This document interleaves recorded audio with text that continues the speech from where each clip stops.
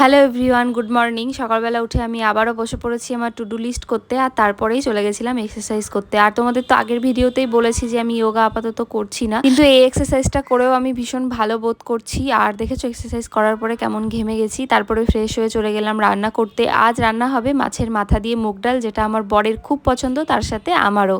আর মাছ ভাজাও করে রেখে দিলাম। ইউটিউব থেকে আমি কয়েক ধরনের মাছের মাথার রেসিপি দেখে নিয়েছি, মায়ের কাছ থেকেও একটু জিজ্ঞাসা করে নিয়েছি, সেই অনুযায়ী এই মাছের মাথা দিয়ে মুগ ডালটা আমি করেছিলাম। আর খেতে অসাধারণ হয়েছিল। তারপরে এই কিছু আশফল, বা এটাকে কি বলে আমি জানি না, আশফলই তো বলে, ওটা খেলাম। আর এই পাখিটা মাঝে মাঝে আমার ব্যালকানিতে এসে বসে থাকে, কি দারুণ লাগছে তাই না দেখতে।